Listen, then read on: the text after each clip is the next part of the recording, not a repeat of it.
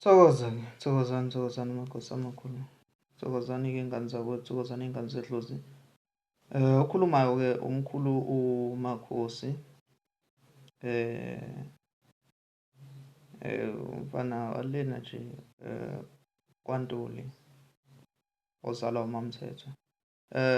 Ngikho-ke lapho ngisekuthenini-ke la ngizocela nje before siqale le video ekhuluma ngesihloko samaphupho. Amaphupho-ke la zingane zakwethu zingazedluzi. Ila lento yamaphupho. Kodwa-ke before-ke siqhubeke nokuthi-ke into yamaphupho noma nokuwachaza lapho esizokwazi ukuchaza khona ngoba angizokuwachaza wonke ngagcina sekudla esikhulu isikhathi. Ngizokuchaza lokho engikwazi ukuchaza. Then-ke bese-ke ngidlulela phambili. Okunye sengokuchaza ngolunye usuku. Ngizochaza nje lokho engisakwazi ukukhumbula. Ngizocela-ke la ngiqale la. Press nje leya button ekuthiwa subscribe.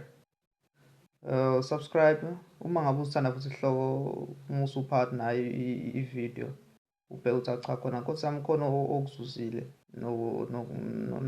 nokubonayo ukuthi uyasiza kulolu lwazi sizosharisha.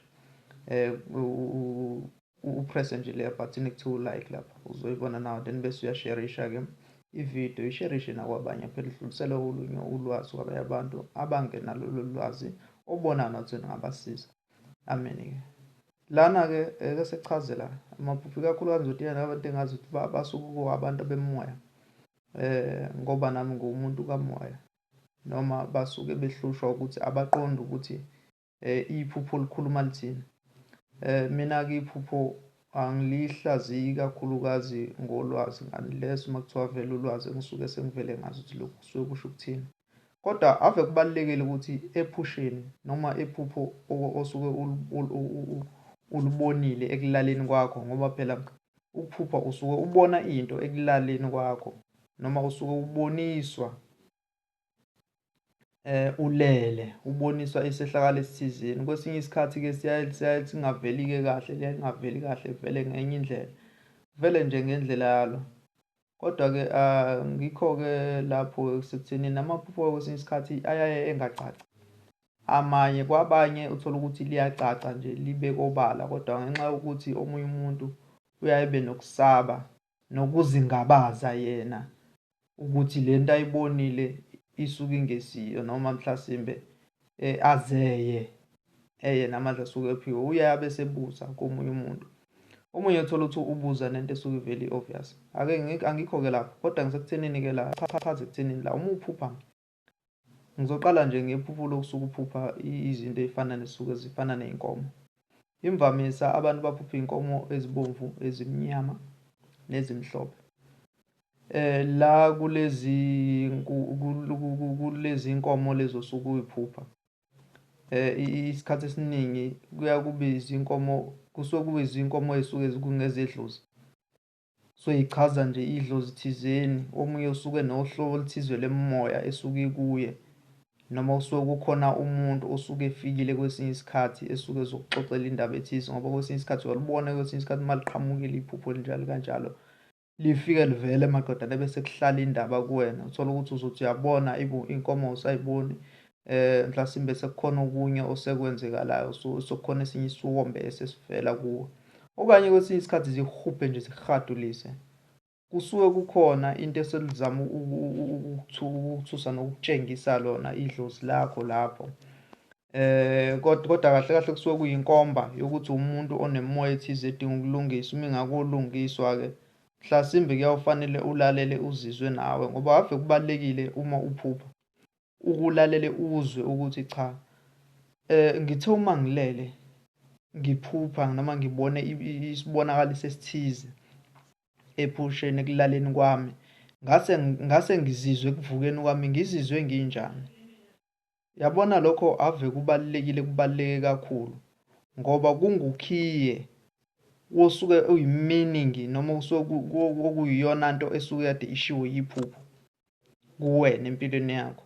ave kubalekile uzwe into ngoba lento isuke ikhuluma kuwena emzimbeni wakho. Usuke kwesinye isikhathi uma uhlaselwe uma ufike uvakashelwe yidlozi angathi uhlaselwe uma likuvakashela idlozi nanethunya zakho zisuke zikwembethe zikwembatha uthi uma uvuka nje leyo nto yokuqala osuke uyizwa iyona nto leyo esuke idetermine noma esuke ichaza ukuthi cha iphupho lihle noma limbi noma kuthiwa liveleli kanjani. Kwesinye isikhathi-ke iphupho liyaye kwenzeka ukuthi ubone liyinto enhle kanti cha lisithabeziwe. That's why ngithi mina lalela uzizwe ukuthi uzizwa unjani ngalesikhathi uvuka ekulaleni kwakho. Lana uphupha amanzi isikhathi esiningi omunye umuntu uyayiphupha mhlasimbe engena kuwona ekuwona mhlasimbe ekhuleka ethandaza mhlasimbe phezu kwesiziba noma nje engena kuwona eya phansi ekujuleni komfula. Kwesinye isikhathi angene agcine engafinyelelanga la fanele afikelele khona bese iyaphaphama ngenxa kwesinye isikhathi kuwukwethuka. Okulokho futhi kusuke kuwukukhomba kuyinkomba noma iphupho futhi lisuke likhomba kakhulukazi uma amanzi akho esuke kwesinye isikhathi emahle emhlophe asuke echaza inhlahla njengokujwayelekile. Uma ngabe ethe ukudungeka kusuke kukhona ezinye izinkulumo ezithize khona noma kusuke kukhona-ke okungekuhle ngawe noma okungekuhle ngedlozi nangomsamo wakini. Bese-ke ngithi ake ngize la ekuchazeni noma ekutheni noma ubona inhlanzi emanzini. Abanye-ke inhlanzi-ke ufishi ngolimi lwasemzini. Kusuke kuchaza into eyi-one, kusuke kuchaza inhlahla. Kusuke kuchaza inhlahla nje enkulu eseza. Thola kwesinye isikhathi-ke iphupho lenhlahla-ke liyaye livele ngoba nakho kusuke kukhona umuntu osuke efikile esuke ezokunikeza leyo nhlahla. Kodwa uthola ukuthi kukhona lesi sivimbo noma kukhona lento esuke ikuvimbile ekuthenini uyithole inhlahla yakho noma kusuke kukhona lesi sinye isidalwa esifike sivame noma kwesinye isikhathi kukhona isenzo sakho ekuyisona sona esivale ukuthi inhlanhla ungayitholi. Ngiyathemba siyazwana-ke iy'ngane zedlozi. Lento-ke ikanjalo-ke. Bese-ke siya la uma uphupha udutshulwa. Uphupha uyadutshulwa uyabaleka ubasathi uyadutshulwa noma ujikijelwa ngetshe umuntu kusakaza ngetshe usephusheni uyafika ushona le ugejwa izinhlamvu mhlasimbe bahupha uhutshwa ugejwa izinhlamvu ugejwa noma uhupha ngemkhonto.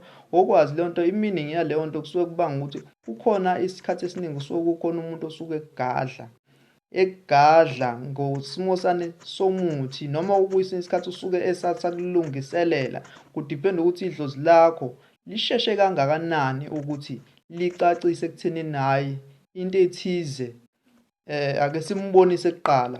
Futhi uma ngabe ulalelisisa kahle kule phathi kade ngisho ukuvuka uwumuntu uyayuzwa ukuthi cha lento khona isazokwenzeka ibingakukwenzeki noma-ke mhlasimbe kumube nenhlahla waqomana waya kumuntu wavuka wathatha induku zakho usubona ikhona into ongayitholi kahle waya ohlanyene waya kumthandazi noma kwisangoma sawukuvulela sakutshela ukuthi cha impela kukhona inkinga etheni esuke izokuvelela okanye mhlasimbe inhlahla yakhe ivinjwe ukuthi nokuthi uma ukuthi uphuphe into esuke inobunhlahla phakathi.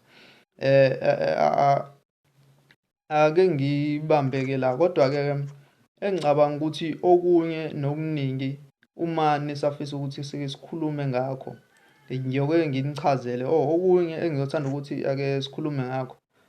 La kunokwenzeka uphuphe usemanzini noma uphuphe emanzini kuyadubulana kudutshula mhlasimbe noma kunalento le kuthiwa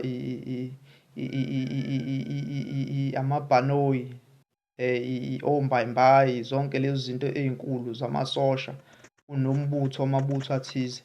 Isikhathi esiningi-ke lapho usuke unikezwa uthola kwesinye isikhathi lapho usuke uphupha nje emanzini kanjani amhlophe kusuke kuyisikhwama kulabo abasuke bephiwe ukwelapha. Usuke uphiwe nje ukwelapha kodwa isikhwama sakho kusuke kuyisikhwama sezimpi noma sokulwa izimpi. Uyuzwe kuqala kwakuthiwa khona inyanga eyayibophelwe empini noma isuke inikezwa isuke iphatha imithi le enzima esuke iqinile kuyimithi yezimpi, yileyo nto osuke uyiphiwe ikakhulukazi.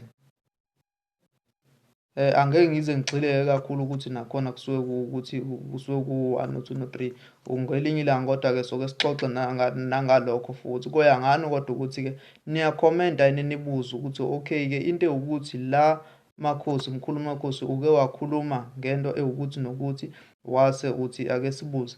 Ngisuke ngenzela khona encourage nawe ukubona ukuthi unayo intshisekelo nokwazi ngolwazi engisuke nginalo, hhayi ngoba nakho ngisuke ngazi, ngesinye isikhathi ngisuke ngichaza nje into phambi kobuso bakho. Kodwa-ke ngiyocela ukuthi ukuze ukwazi ukuthi uwazi kahle, ngizokuchazela okwamanje.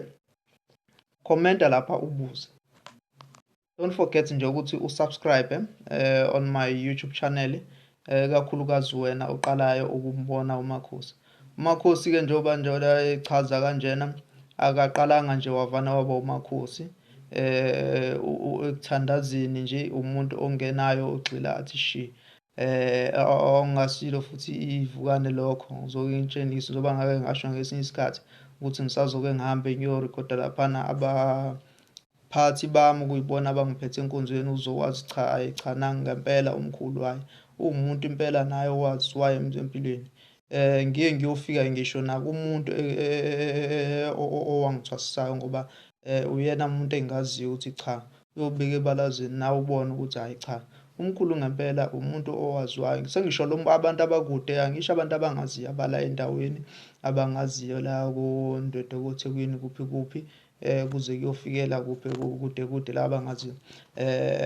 Sengisho lo-ke wena ongazi, lokho ngizobe ngikwenzela wena ukuthi nawe ubone ukuthi cha, hayibo, lo mfana kanti uyisangoma nje impela. Akusikhona ngoba nakho ukuthi ugqoke izembatho nje wazoyifakela umqhele ngoba nakho efuna ukuthi adume aziwe kunjani njani. Ngithanda nje ukusherisha ulwazi nawe ukuze sincedisane nawe ukwazi ukuthi ngelinye ilanga uma ngabe libukela thanda idlozi zakho, lithanda indlela esuke yiyo nawe uwenze uphumelele. Ngiyabonga-ke nganza kwethu la. Okunye-ke sobuye siwaqedele ngelinye ilanga amaphupho ethu, siwachaze ngendlela okuyiyona yona. Kodwa-ke okunye ngisathanda ukuthi ke sikuchaze futhi once again, engisakukhumbulayo nje ngingakaze ngize ngikhohlwe. Uma ngabe uphupha imvula isuke ichaza ukukhala kwesidalwa noma ukukhala komuntu othizeni osuke elila ngawe.